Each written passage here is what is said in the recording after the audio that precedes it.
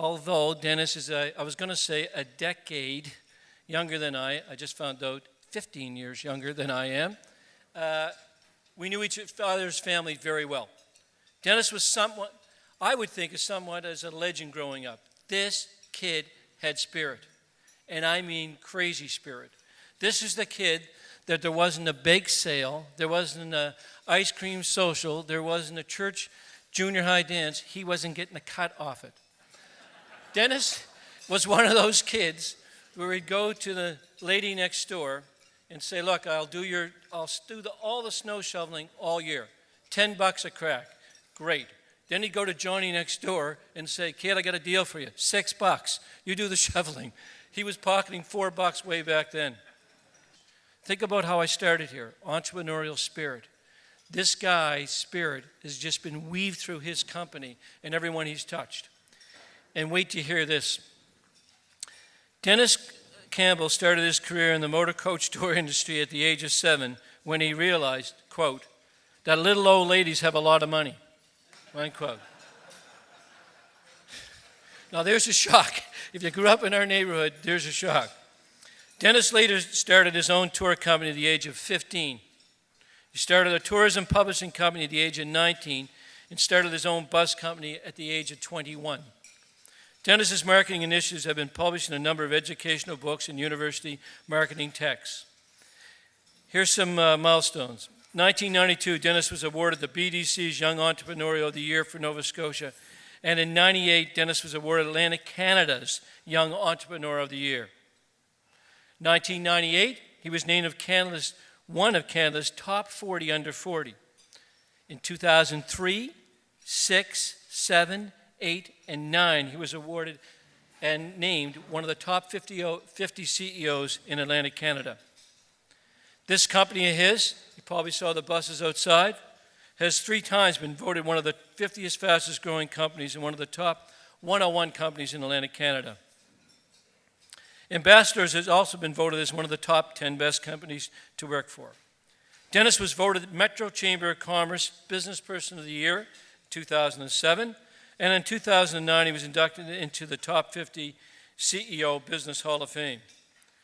His company, Ambassatours Gray Line, has become the largest tour company and charter operator in Atlantic Canada with 73 buses in 4 maritime cities. He and his company is the company with the kilts. That would have got him knocked out, by the way, in the old neighborhood many years ago, but it works for him now. Ambassatours Gray Line launched earlier this year in St. John, New Brunswick, the first sightseeing rail tour to be introduced to the cruise industry in North America in 25 years. Here's another side of Dennis. He's the founder of what is now known as the international charitable program called Big Buses for Little Kids, kickstarting wish kids' dreams, making them feel like rock stars. 2010, Dennis and his team founded a new company called Big Pink Sightseeing, which has opened in 7 locations and has 45 pink buses, probably seen a few outside, in the last 2 years. They donate a portion of the proceeds from every tour passenger back to breast cancer foundations. Big Pink has just launched in the Big Apple. Dennis has a goal to open many more North America cities and donate in excess of $1 million to breast cancer. It is my honor to introduce you to and bring Dennis to the stage, but I want to keep with that theme that we started at the very beginning. You'll hear the energy, you'll feel the energy, and it's up to us to grasp a little bit of that energy. It's the only missing element here. We got to feel like we have to deserve that. The spirit's there. Go get him, Mr. Dennis. It is my sincere honor to be asked to speak to you here today. I don't know when the last time you heard a keynote speaker tell you just how excited they were to give a keynote speech. Well, I'm telling you, you're looking at one right now. I'm very excited to be here because back home, not many people listen to me, the wife and kids and so on. But anyway, the reason I'm here is to tell you a little bit about the industry, the cruise industry, where it's come from, where it's at, where I think it's going. And, you know, I don't have the crystal ball, but I've got a few guesses. And some of the really neat dynamics and the changes that have happened over the time. But like I said, my name's Dennis Campbell, and I am the founder of a company known as Atlantic Transvestites Limited. Okay, just making sure everyone's listening, and everyone's listening. That's good. Okay. No, actually, before I go into cruise and what's happened with cruise in my time, let me just, if you don't mind, I'm going to go back and sort of tell you where I started from, and it might help to put it in perspective. The beginnings were pretty humble. The reason I showed this card is because I made a few or maybe many mistakes along the way. My very first mistake was the slogan that I used in getting into this business, and here it is.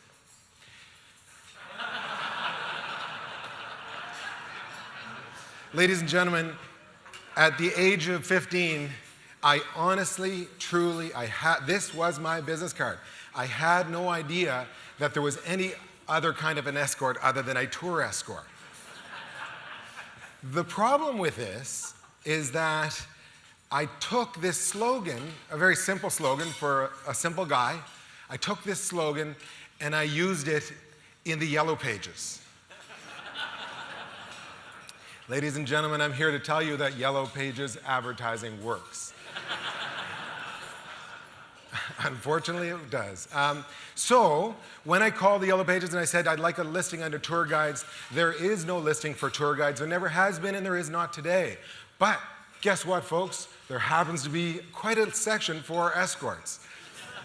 So I said, great, can you give me a small listing? That's all I can afford. I had a little listing, and actually I put in there, Halifax City Guide Service, tour guides and escorts, call us for a great tour. Well, again, it worked. I got a call from a lovely lady, very, very friendly. She said she wanted to work for us. I said, great, we're looking to hire. She came over to Beach Street, to my parents' home, where Kevin, you know well. She came over and we interviewed. Nobody else was home. We interviewed. I couldn't believe how friendly she was. I said, you know what, I think this is going to work out very well.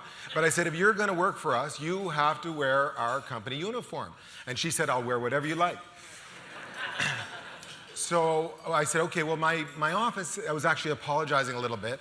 And I said, well, you know, my office is actually in my bedroom. And she said, well, so is mine. And so up to my bedroom we went. I went into the closet. I never should have come out because I was in the closet to get her a kilt. I had my back to her and I said, you know, what size are you? And with my back to her, and she says, I'm a size 3. I found a size 3 kilt. I turned around and there she was with not a lot of clothes on. I panicked at age 15. I didn't know what to do. So I said, you've got to try this on in the bathroom. And she said, no, I'll slip it on here. And I said, okay, I'll go to the bathroom. I go to the bathroom. I lock myself there. I thought I was safe. All of a sudden it occurred to me, my mother, my very, very Catholic mother, could be home at any moment. So I immediately, went back to her and I said, you have to get dressed. You have to go now. It took like forever for her to get dressed, but she did. And away she went, and up the walkway came my mother. And my mother had a scowl on her face. Something was wrong. And she said to me, who was that? And I said, well, that's a lady that's going to be working for me. And that wasn't a good answer. Her radar was working and she was suspicious. But anyway, from there it went 3 months before I figured anything out. I was actually down at Mathers Travel. I was selling them on our guide service business. I said, well, for your cruise ships, we can provide kilted guides and bagpipers and Highland dancers and step dancers and you name it. And the meeting went wonderful. And I said, you know what, Dennis, we're going to get you for your tour guides for the cruise ships. Well, all was great until I made the mistake many salespeople do, and that was I didn't shut up. I just kept on talking. And I said, oh, by the way, if you ever have VIPs in town, we do VIP limo tours. And she said, oh, great, you have your own limos? And I said, well, my mother's Pontiac 6000. But I said, one of our tour guides has her own limo business. And she said, oh, really? And I said, yes, Metro Limo. Well, the meeting just totally stopped right there. She said, Dennis, we're done. We're not going to be working together. And I said, what's wrong? And she said, Dennis, don't you know who you have working for you? And I said, well, I think so. And she said, Dennis, you have Halifax's most famous prostitute working for you. So that was then, this is now, that was my beginning in the cruise business. So I have to tell you, I did get out of it. I went home, I had to tell somebody. I told my brother, Jamie, he's 4 years older. He thought it was the greatest thing he ever heard. I said, Jamie, this is not a laughing matter. What if she has one of those pimp guys? And he said, don't worry, Dennis, technically you are her pimp. So here's how I fixed this problem. The way I fixed the problem of escorts to try to build a better image, this is what I did.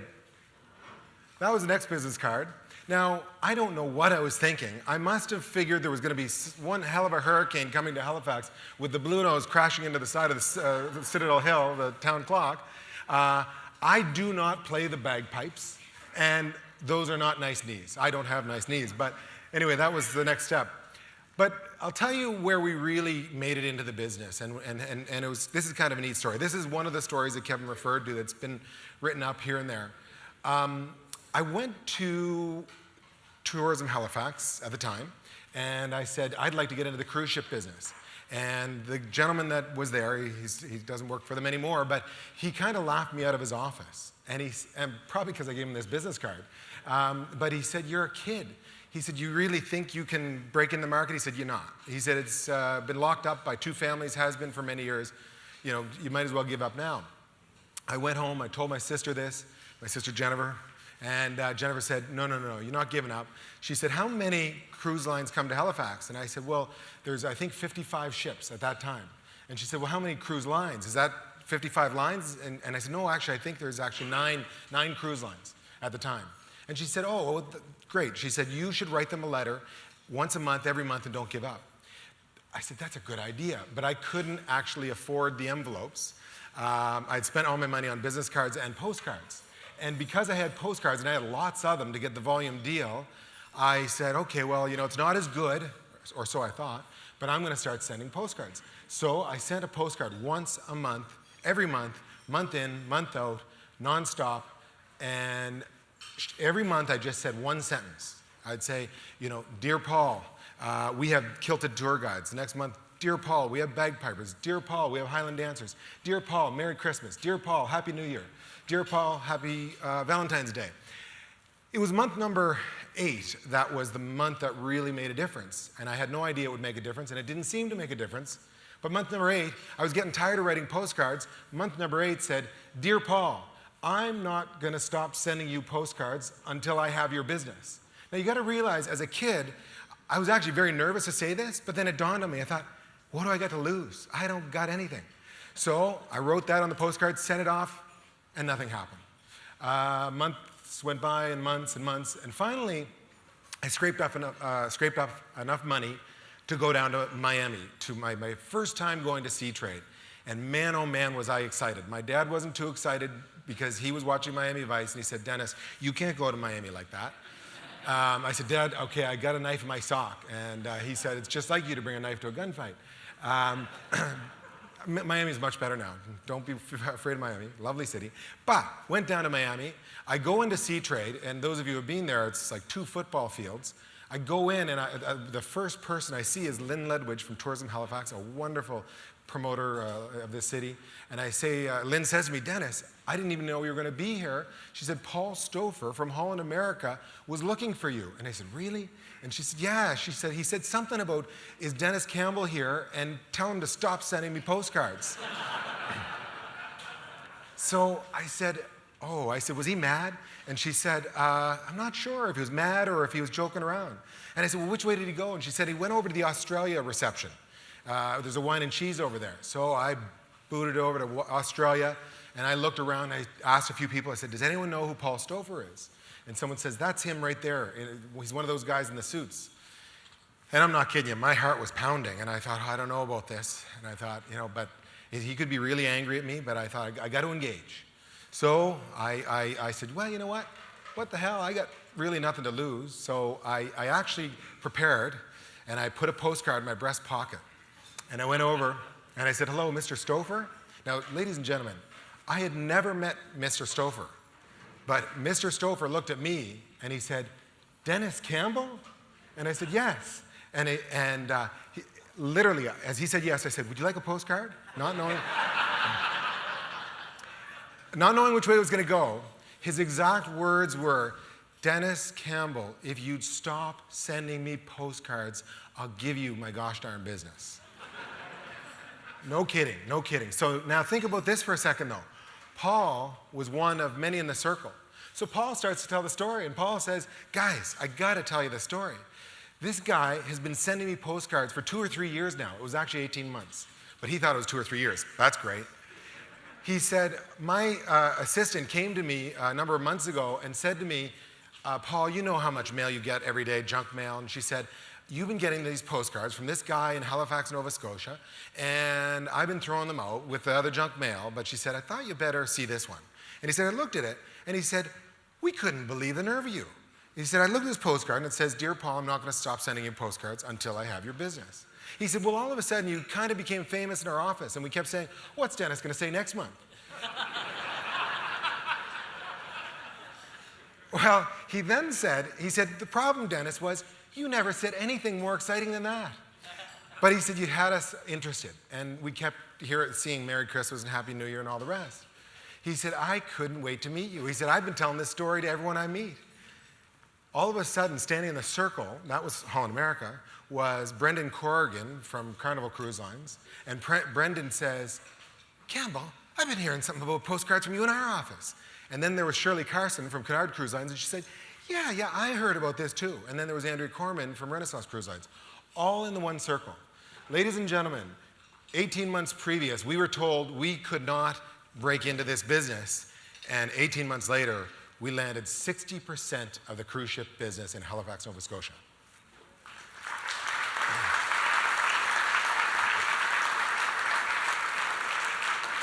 Thank you. By the way, I must be honest here. As you can see, that's me, and that's how Paul knew me. Of course, he was getting my picture every month.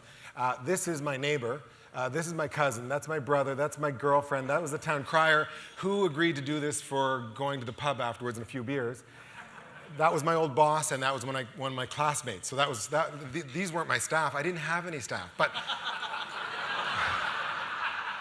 let me tell you, other than the prostitute, but I had let her go. But I got to tell you, once I got 60% of the market, man, oh man, I got staffed pretty quick. And like I said, we made lots and lots of mistakes along the way, but we've had a hell of a good time doing it. So, like I say, a good time. Well, as promised, we took Peter to the pub after the photo shoot. The reason I point this one out is actually because as we've gone along, one of our products that we introduced at this time was something called the Historic Halifax Pub Tour. And I'm sure many of you who are Haligonians have seen groups of yellow sou'wester fisherman rain hat groups led by a bagpiper being piped from pub to pub with roving musicians and accordion players and fiddlers and the whole bit. Well, you know, it's amazing what you can do in the middle of a weekday afternoon in Halifax. Pubs are pretty busy at lunch, they're pretty busy at supper, but they're pretty empty in the middle of the afternoon. So the pubs were our canvas to create this product. And this product, we were told, was revolutionary at the time. It's now being done all over the world, but again, we were kind of proud of the fact that we started this neat Historic Halifax Pub Tour. I just thought I'd show you a little bit of what's happened. I mean, this is the last 10 years. So, actually, I'd have to go back another 15 years to see where I started. But when I started, the numbers, were down in this range. But I guess the reason I want to point this out is because, I can remember when I started that cruise wasn't anything near what it was today. This port wasn't anything near what it was today. As those of you who were around then, it was very, very much cargo, and cruise was very secondary. And cruise really, in the early days, didn't pull its weight. It didn't really pay for itself. But it's so exciting today to know that cruise pays for itself. And not only does cruise pay for itself, but it allows for more investment and reinvestment for the future. And I got to tell you, talking about reinvestment, I would not be standing on this stage today. And this is not, I wasn't asked to say this, but it's the truth. I have to speak the truth. I would not be on this stage today if it wasn't for the leadership at the Halifax Port Authority. Because of their leadership, because of their vision, because of their investment, I followed their lead. We invested our hard-earned dollars. And I can remember the first bus that I parked on Beach Street, it didn't even fit in the driveway. It actually went over the sidewalk, and I got a ticket for it, so I had to find a parking lot for it. Because of the investment, the vision, the growth of this port and other ports in the region, this is where it's going. Now, what's going to happen? Where is it going to go in the next few years? I wish I could tell you for certain. I don't know for certain, But I can tell you we're having some challenges with ECA. The Environmental Controls Act, that is of concern, as we all know. Is it going to create some probably a little bit of a downturn? I kind of think so. But is it going to be for the long term? Absolutely not. The reality is the vibe about this port in the cruise world is absolutely spectacular. It is second to none. And, I put it up against any cruise port in the world. And all of you Haligonians should be very, very proud of what we have here, because it is something that we've done together, but we have the right team in place, that being here at the port. I point this out because, Kevin made reference to this. This new company, Big Pink Sightseeing, is something we're very proud of. It's something that could not and would not have happened, again, if it wasn't for the investment made by this port and the Port of St. John. And I have to tell you, I never dreamt it would go where it would go. But the reality is my mom got breast cancer when she was 78. We were told she wouldn't make it to age 80. I'm very happy to say that she just celebrated her 85th birthday, and she's a happy, healthy lady.